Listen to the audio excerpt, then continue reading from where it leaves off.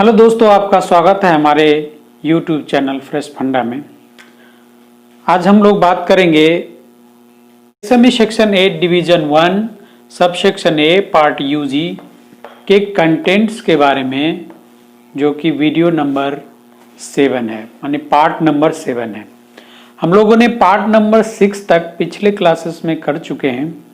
अगर आप लोगों ने नहीं देखा हो तो आप पिछले वीडियो को खोज कर देख सकते हैं, जिसमें हमने कंटेंट्स को अप टू पार्ट 6 तक किया है। तो आज हम लोग आगे बढ़ेंगे। आज हम लोग करेंगे मार्किंग एंड रिपोर्ट्स।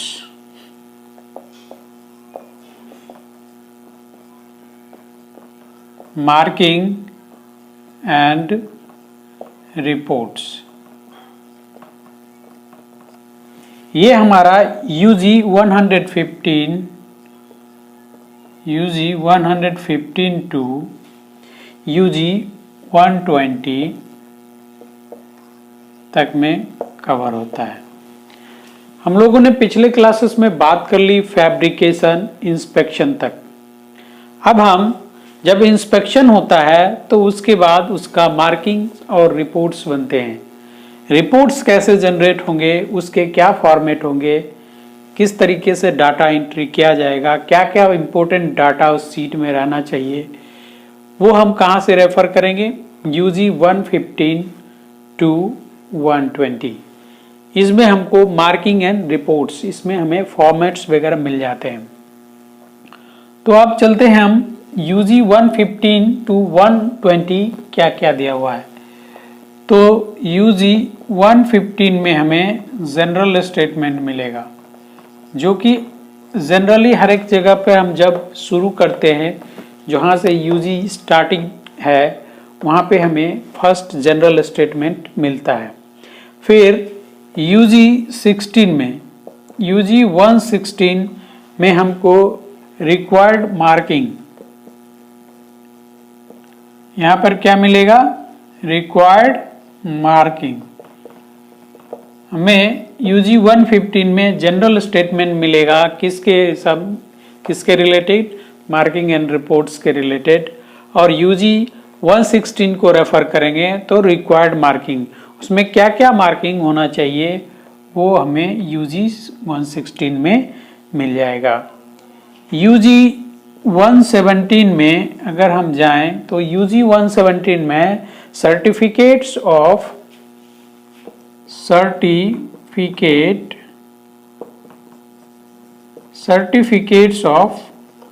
ऑथराइजेशन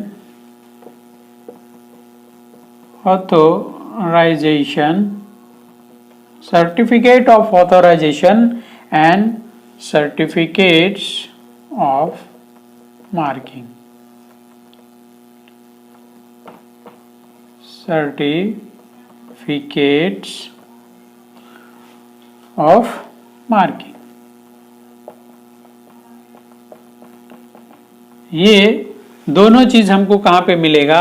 117 में। यूजी 117 में जाएंगे तो सर्टिफिकेट्स ऑफ ऑथराइज। अब ऑथराइजेशन का मीनिंग आप समझते होंगे कि जब कोई हर एक जगह काम हो रहा है तो हर एक जगह एक ही बंदा अवेलेबल नहीं रहेगा, तो क्या करता है, एक ही आदमी हर एक जगह काम नहीं कर सकता, तो उसके लिए एक दूसरे को ऑथराइज किया जाता है। जैसे एक पार्टी हर एक जगह काम नहीं कर सकता, थर्ड पार्टी काम करेगा। अगर डायरेक्ट क्लाइंट खुद से इंस्पेक्शन नहीं कर रहा है तो क्या करेगा, वो एक थर्ड पार्टी को ऑथराइज करेगा कि वो जाकर इंस्पेक्शन करे। तो वो हमें ऑथराइजेशन किस तरीके से करना चाहिए, सर्टिफिकेट ऑफ ऑथराइजेशन, उस सर्टिफिकेट ऑफ ऑथराइजेशन में क्या क्या इंपॉर्टेंट बातें रहेगी वो हमें कहाँ से मिलेगा? वो यूजी 117 में मिलेगा। तो हम यहाँ से क्लियर है, यूजी 115 में जनरल बातें किसके रिलेटेड? मार्किंग एंड रिपोर्ट्स के बारे में।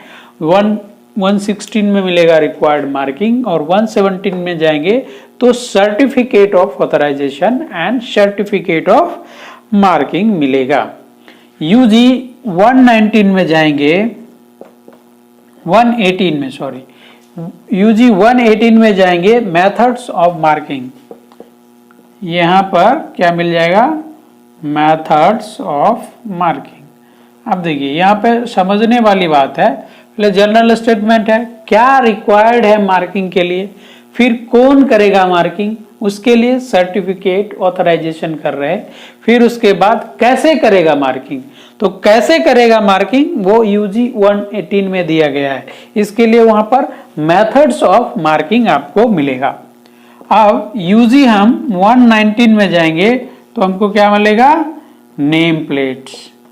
यहां पर हमको क्या मिलेगा, नेम प्लेट्स के बारे में मिल जाएगा, क्योंकि कोई भी इक्विपमेंट को हम जब आइडेंटिफाई नहीं करेंगे, जब उसमें मार्किंग नहीं करेंगे तो हमें समझ में नहीं आएगा। इसीलिए उसमें हम किसी भी इक्विपमेंट में एक नेम प्लेट लगाते हैं। जैसे आपका नाम, आपके नाम पता से ही आपको जाना जाता है, उस तरीके से अगर किसी वेसल को आइडेंटिफाई करना है तो उसमें उसका नेम प्लेट होना चाहिए।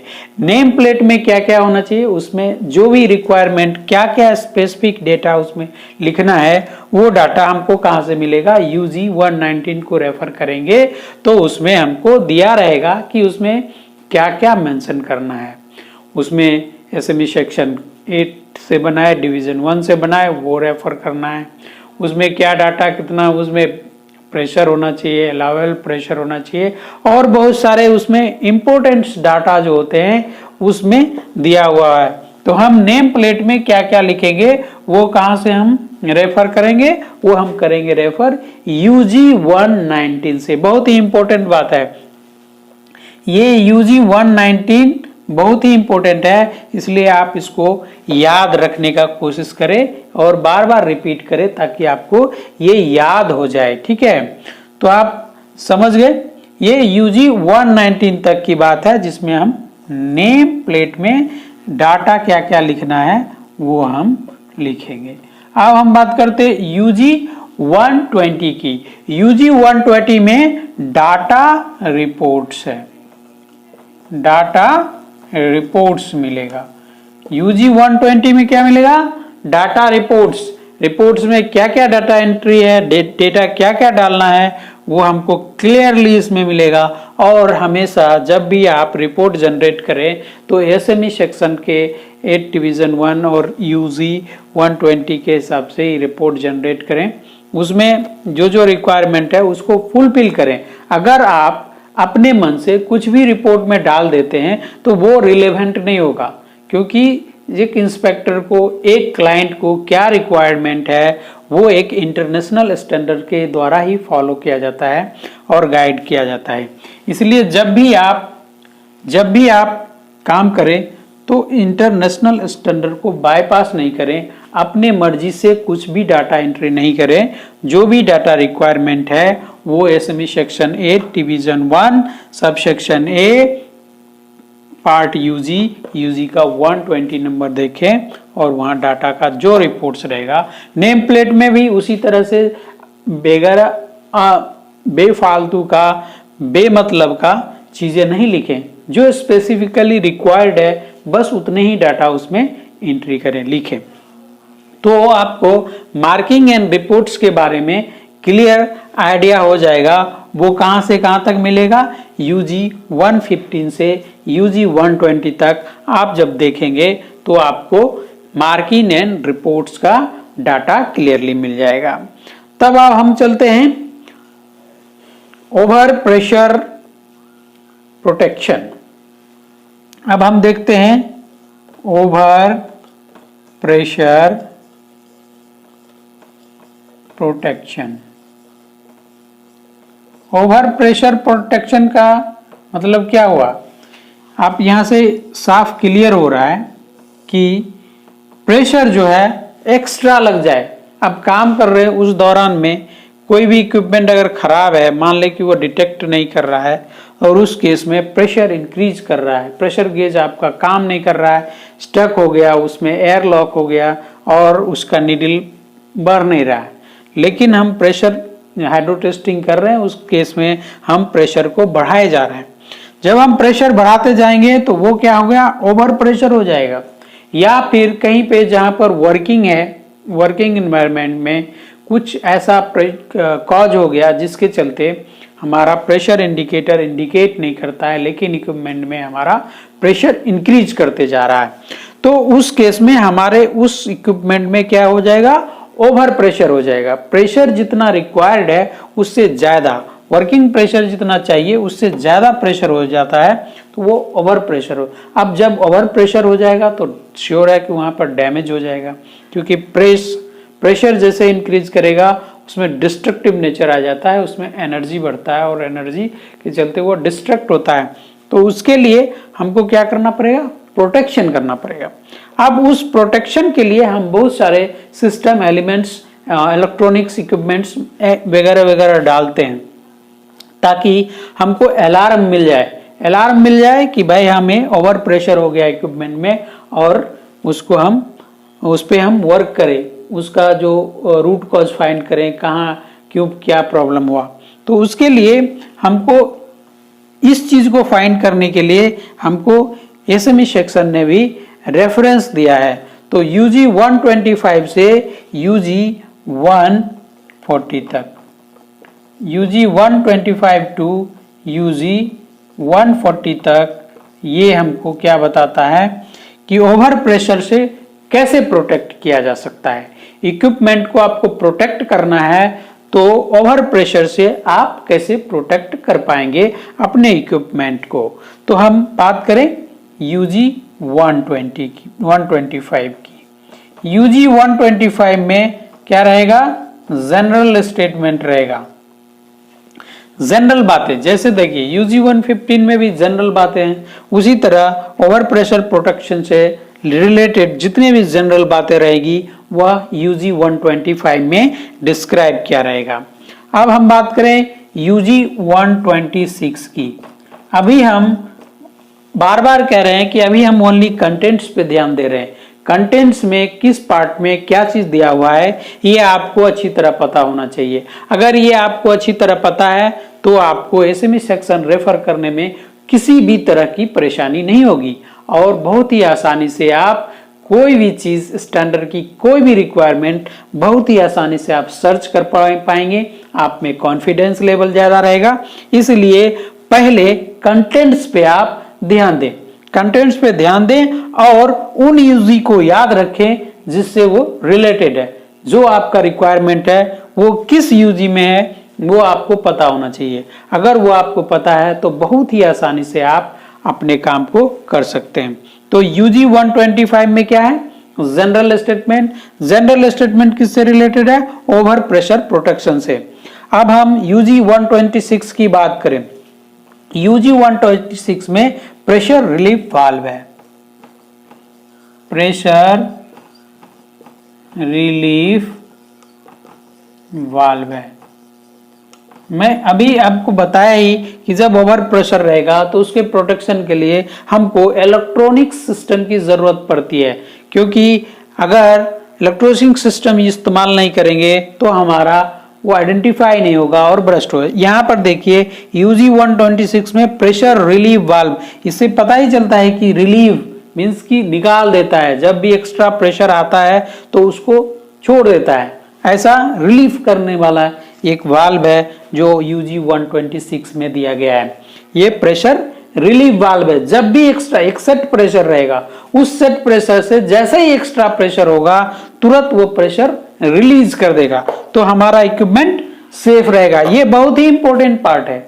हमारा बड़ा बड़ा इक्विपमेंट है, उसको अगर हम सुरक्षित नहीं रख पाए तो हमारा फेलियर है, इतना बनाकर इतना इन्वेस्टमेंट करके बेकार है। इसलिए ये सेफ्टी सिस्टम बहुत ही जरूरी है। तो ओवर प्रेशर प्रोटेक्शन में 126 में हमने बताया प्रेशर रिलीफ वाल्व के बारे में आपको मिलेगा। यूजी 127 की अगर हम बात करें, यूजी 127 में नॉन रीक्लोजिंग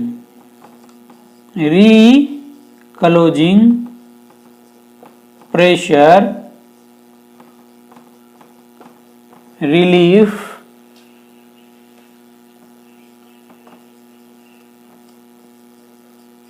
वाल्व। यूजी 127 में क्या मिलेगा, non reclosing pressure relief valve के बारे में आपको बताया गया है। Relief devices. ठीक है, तो 126 में प्रेशर रिलीफ वाल्व, 127 में non reclosing pressure relief valve, जो कि दोबारा से क्लोज ना हो, एक बार क्लोज हुआ खत्म कहानी, दोबारा वो क्लोज ना हो। तीसरा ने दिया यूजी 128 में, यूजी 128 में क्या दिया है, liquid pressure relief valve, liquid pressure relief valve. देखिए ये प्रेशर रिलीफ वाल्व दो तरह के होते हैं, एक गैस सिस्टम के लिए और एक लिक्विड सिस्टम वाटर सिस्टम के लिए। तो दोनों सिस्टम के लिए अलग अलग होता है। तो हम यहां देखिए लिक्विड सिस्टम के लिए अगर हम बात करेंगे तो 128 में, और गैसियस सिस्टम की बात करें तो generally gas system air releasing की बात होती है, तो वह यूजी 126 में। ओवर प्रेशर रिलीफ प्रोटेक्शन की हम बात कर रहे थे, हम लोगों ने बात कर ली यूजी 128 तक, जिसमें लिक्विड प्रेशर रिलीफ वाल्व के बारे में बताया गया, यूजी 128 तक। यूजी 129 में मार्किंग दिया हुआ है, यूजी 129 में क्या दिया हुआ है, मार्किंग। और यूजी 130 में क्या दिया है, यूजी 130 में certification mark.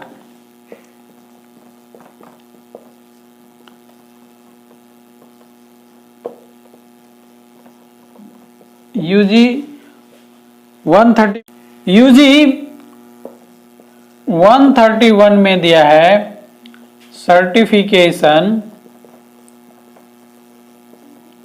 Certification of capacity of pressure relief valve.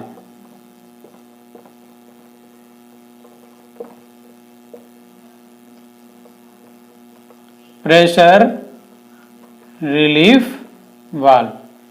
अब देखिए यहां पे सर्टिफिकेशन मार्क है 130 में, 131 में सर्टिफिकेशन ऑफ कैपेसिटी, किस कैपेसिटी का प्रेशर रिलीफ वाल्व है, प्रेशर रिलीफ वाल्व का क्या कैपेसिटी है, वो तो मैन्युफैक्चरर से बन के आता है, लेकिन उसको रीवैलिडेट करना होता है। उस प्रेशर रिलीफ वाल्व के प्रेशर विथस्टैंडिंग पावर को हमको रीवैलिडेट करना है, तो उसके लिए हमको सर्टिफिकेशन देना पड़ता है, उसके कैपेसिटी को जज करना पड़ता है, चेक करना पड़ता है।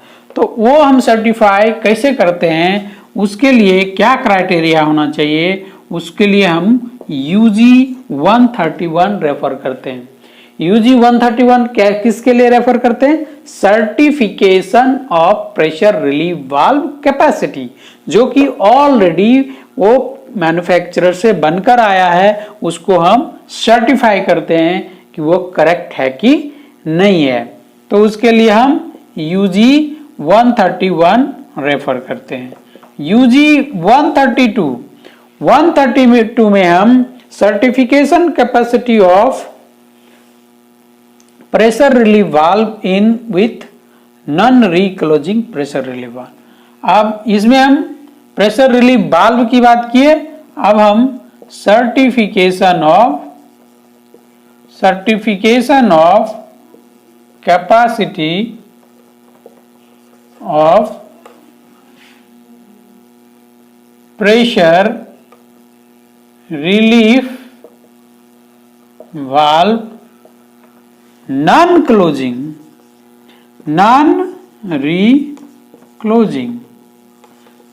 रीक्लोजिंग pressure relief device, pressure relief device. तो सबके लिए अलग अलग क्लॉजेज हैं, सबके लिए अलग अलग क्लॉजेज हैं। ये देखिए प्रेशर रिलीफ के लिए अगर हम सर्टिफिकेशन की बात करें तो 131, अगर प्रेशर रिलीफ वाल्व नॉन रीक्लोजिंग है, जो कि एक बार क्लोज हुआ दूसरा बार क्लोज नहीं होगा, तो उसके लिए 132 टू रेफर करते हैं। यूजी एक एक सेक्शन में अलग अलग चीज दिया गया है, इसलिए हमको इस चीज की जानकारी होना बहुत ही आवश्यक है। अदरवाइज हम कोई दूसरा यूजी रेफर कर लेंगे किसी दूसरे चीज के लिए तो वो हमारे लिए प्रॉब्लमेटिक है। तो देखिए यूजी 133 क्या करता है, determination of pressure capacity requirement. 130 क्या बोलता है, determination of pressure releasing requirement. अब कितना में हम कब प्रेशर रिलीज होना है, कितना हमको कब चाहिए, उसके लिए हम डिटरमाइन करते हैं कि कितना पर हमको प्रेशर रिलीज होना है, उसके लिए हम 133 रेफर करते हैं। अब हर एक इक्विपमेंट का अलग अलग क्राइटेरिया है, अलग अलग रिक्वायरमेंट है, तो उसके लिए हम इसको 133 को रेफर करते हैं। Pressure setting and pressure requirement. अब यूजी 134 यहां पर क्या, pressure setting and pressure requirement.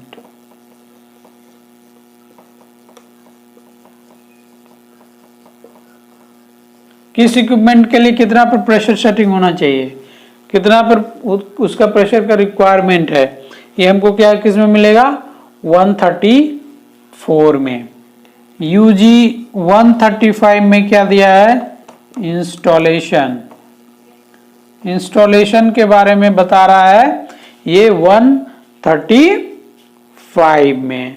136 में यूजी 136 में क्या बता रहा है कि minimum requirement for pressure relief valve. Minimum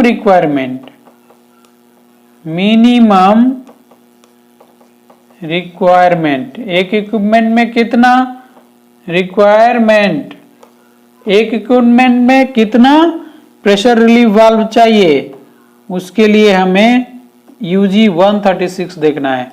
minimum requirement of 136, minimum requirement for pressure relief valve और pressure relief valve. Minimum requirement for pressure relief valve, minimum requirement of rupture disc device. UG 137 में minimum requirement for rupture disc device के बारे में बताया। अब देखिए देखते होंगे कि पंप के पास में एक रप्चर डिवाइस लगा हुआ रहता है। पंप के पास में एक रप्चर डिवाइस लगा होता है। वो रप्चर डिवाइस इसलिए लगाता है कि जैसे ही प्रेशर बढ़ा वो वहां से डिस्कनेक्ट हो गया, रप्चर हो गया, फट गया, तो वहां से हमारा मोटर अपने आप बंद हो जाता है।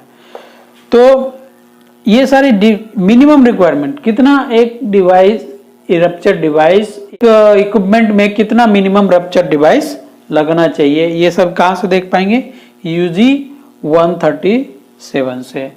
यूजी 138 की बात करें तो यूजी 138 में है minimum requirement for pin devices. Minimum requirement for pin devices. Pin type का जो डिवाइसेस है वो कितना मिनिमम रिक्वायरमेंट है किसी भी इक्विपमेंट में। और यूजी 140 की अगर बात करें, यूजी 140 तो over pressure protection by system design. Over pressure protection by system design. System के डिजाइन के बारे में बताया गया कि ओवर प्रेशर को प्रोटेक्ट करने के लिए सिस्टम का कैसा डिजाइन होना चाहिए, वो हमें यूजी 140 में मिल जाएगा। तो जब हम ओवर प्रेशर प्रोटेक्शन के लिए डिजाइन की बात करेंगे तो कहाँ जाएंगे, यूजी 140 में जाएंगे। तो हम आशा करते हैं कि ये जो कंटेंट्स हमने बताया, ये कंटेंट्स आपको पूरी तरह से क्लियर हो गया होगा। आप इसको बार बार देखें, बार बार रिपीट करें, ताकि ये कंटेंट्स आपको मेमोराइज हो जाए। जब ये कंटेंट्स आपको पूरी तरह याद हो जाएगा तो मैं गारंटी देता हूं कि आपको एसएमई सेक्शन रेफर करना बहुत ही आसान हो जाएगा। तो thank you for watching my video. अगर आपको यह वीडियो अच्छा लगा तो इसे शेयर करें और हमारे चैनल फ्रेश पंडा को सब्सक्राइब करें।